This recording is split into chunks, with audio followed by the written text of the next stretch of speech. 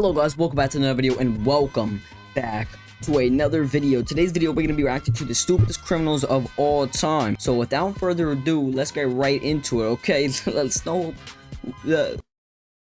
yeah, I don't know what I was gonna say.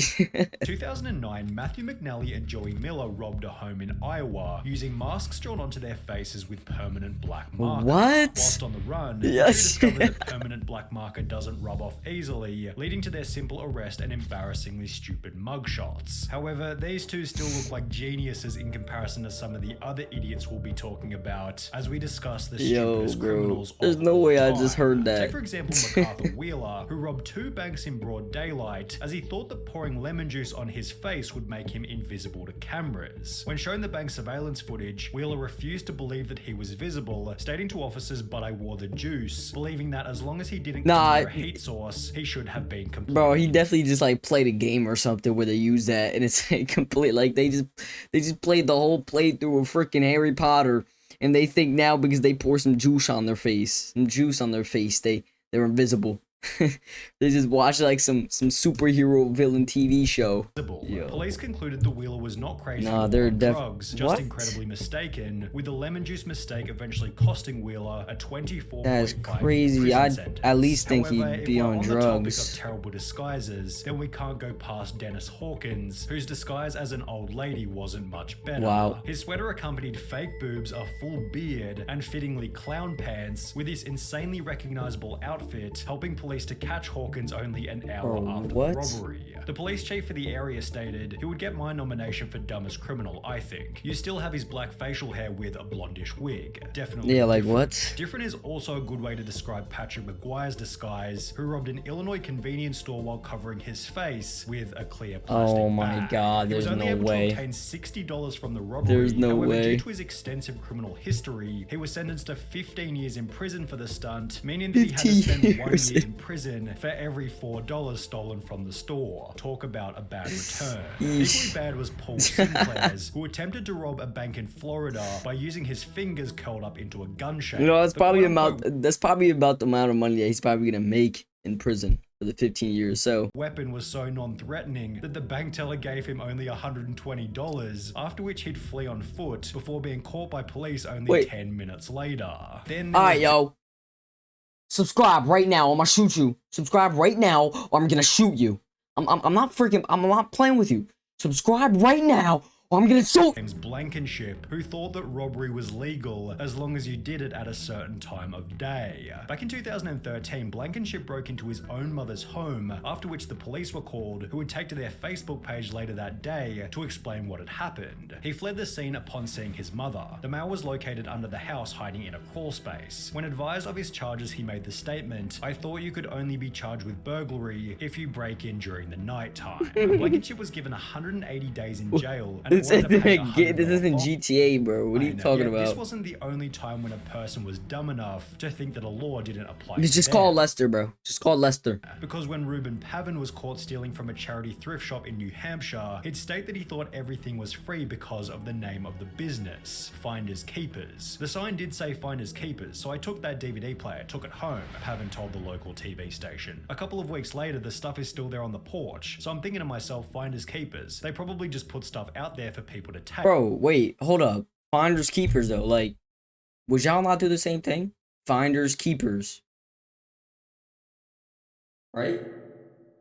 I'm just gonna stop talking. The business responded via Facebook stating, "This man who was caught on video is saying it is all a misunderstanding. He thought everything at our store was free. Is that really the best defense he could come up with?" After which Pavin reportedly turned in the stolen goods to police, holding that he's not a bad person or a bad dad, and is rather just unbelievably stupid. But was he as dumb as Derek Mosley, who in 2013 attempted to rob a store named Discount Gun Sales by using a baseball bat? Oh when wow, Mosley yeah, that's allegedly barged really... into Discount Gun Sales and smashed the display counter with his baseball bat, the store manager simply pulled out his own personal firearm and pointed it straight at the would-be robber, holding Mosley in the store until he was arrested and charged with first-degree robbery. Bro? A similar story then came out of Texas in July 2022 when a gun store was robbed at knife point, although this tale instead ended in a body bag as the robber was fatally shot by the store owner as he tried to exit with his loot. But what happens when you accidentally call 911 whilst committing a crime? Well, Not dialing the police is probably a fairly common occurrence. However, for Carson Reinhardt and Nathan Teklemariam, it happened at the most unfortunate moment, specifically while they were breaking into a car. The alert dispatcher soon realized that the call was an accidental one, and moreover that the guys on the other end might be up to no good. For the next 35 minutes, the dispatcher stayed on the line, listening and gathering information, as Teklemariam and Reinhardt did the following. Discovered a car that they thought they could burglarize, discussed how to break into the car, allegedly broke into the car, exclaimed in delight over finding narcotics in the car, became confused as to how and why a police car was following them, and reacted in disbelief when the arresting officer revealed that they'd been on the line to 911 Yo, the entire time. okay. Do you Scott not have to think that you have to pull out your phone at any time?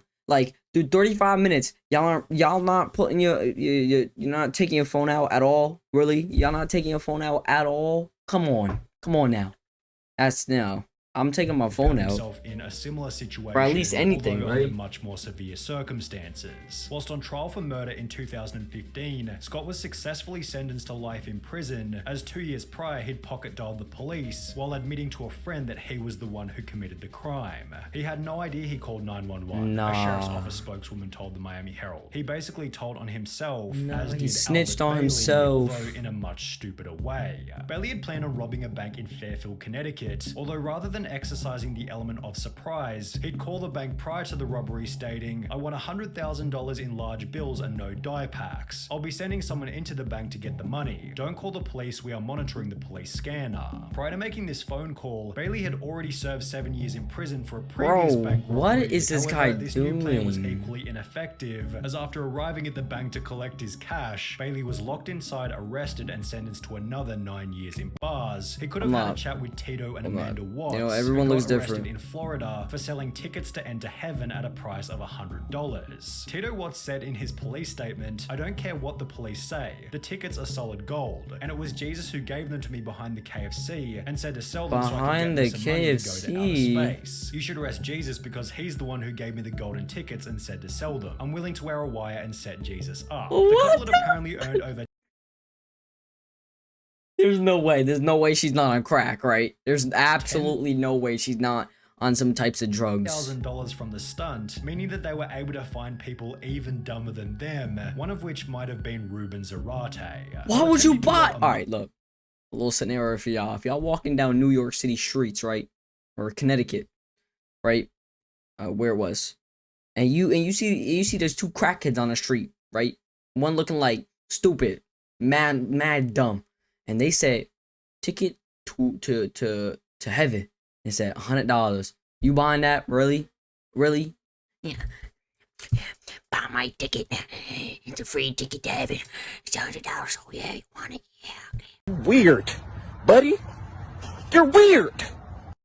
Shop in 2008, Zarate was told that the shop couldn't access the money safe without their manager, who didn't begin his shift until later that afternoon. Instead of bailing on the robbery, Zarate instead gave them his phone number, asking them to give him a ring the next time the manager was in. They did so later that afternoon, although after returning to the store, Zarate received no money and was instead met by police and charged with aggravated robbery. What? Then there was the man who gave the people he was robbing something even stupider. The unnamed robber walked into a London bank carrying a gun and a bag, which he'd take to the front desk before demanding £700,000 in cash from the bank okay, worker. that's But after different making currency. his demands, the crook handed over his gun to the cashier instead of the bag. Investigating authorities stated, the guess is that he is very inexperienced and panicked when he approached the cashier, handing over his gun instead of a bag by mistake. But it was Trevor Jones who left an even more damning piece of evidence at his crime Yo, you know what I scene. would have done? I would if I knew the mistake, right? I handed over my gun. I would be like, here, take the gun. Here's the gun. Right? I was like, oh, I accidentally handed my gun. There's people chasing me. This is their gun. I beat them up. This is the gun. Call the police. Right? Come on now. I would have been like, take the gun. I don't trust myself with it or something because I might shoot them. I got anger issues or something. You know what I mean? I might shoot them, right? Or something along the lines of that. That would have. I mean, that might have would have worked, right, guys? No, bro. Right? No, stop saying right. You do not deserve to talk.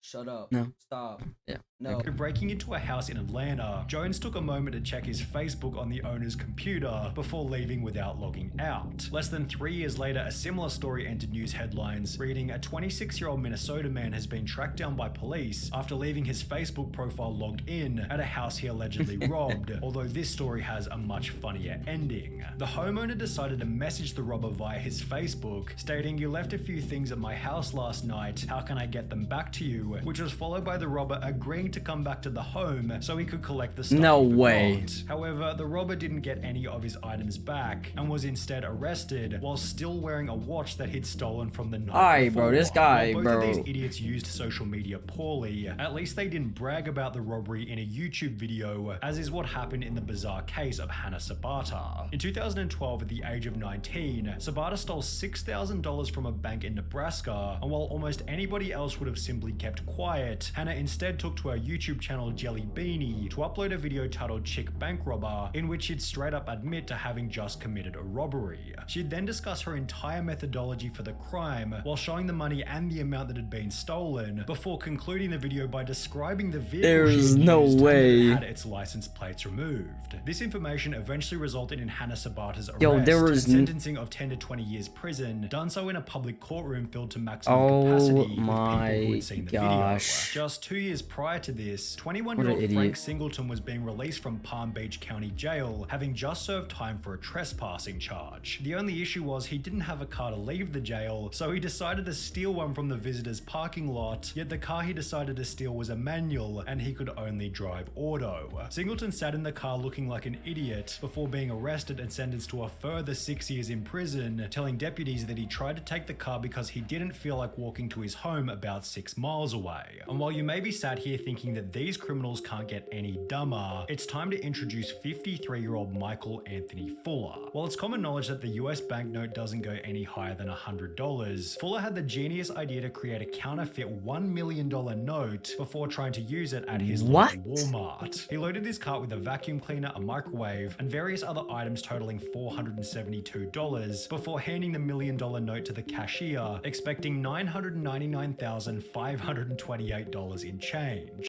What were you expecting? Really? You think they're just gonna pull out $999,000 in change? Really? Not. We're not gonna ignore the fact that he just made $1 million bill. First of all, okay, but that's out of the picture. Okay, that's dumb enough to be out of the picture. You think the guy's just gonna whip out $999,000 out of his freaking cash register? He's also gonna pull out $100,000 bill. He's going, 100,000, 200,000, 300,000, 400,000. Like, really? Are you that stupid? I swear, if I saw this guy saying that, I would have mid-punched him, knocked him out, uppercut, jaw, took his jaw off. I would have took his jaw off, stole his $1 million bill, and then ran. Needless to That has say, to be the Walmart stupidest wasn't one. able to facilitate this, Right. and instead store staff called police. Fuller was later charged with attempting to obtain property by false pretense and uttering a forged instrument. Bro, not even banks have that much. Not even some banks have that much money, bro. Like, you have to be some crackhead mind to think that you have to be dropped on your head as a baby to really think that, bro. Alright, you know what? I'm glad that was the last one because I cannot hear any more of that. But yeah, guys, make sure you guys don't turn out like one of these people, alright? Because you don't want to turn out like one of these people. Alright, don't be making freaking counterfeit $1 million bills and trying to get change back. Yeah, that's stupid. That's so stupid. Please, that is so dumb. $1 million bill, really? I'm still starstruck about it. Like, why would you even do that? Really though, like, wow. Make sure y'all subscribe. The road to 200. I've said it every video. All right, subscribe. And I will see you guys in the next video. See ya. And I'm Millie Rock, yeah. Millie on my rock, yeah. And it's not the lyrics, but you bet your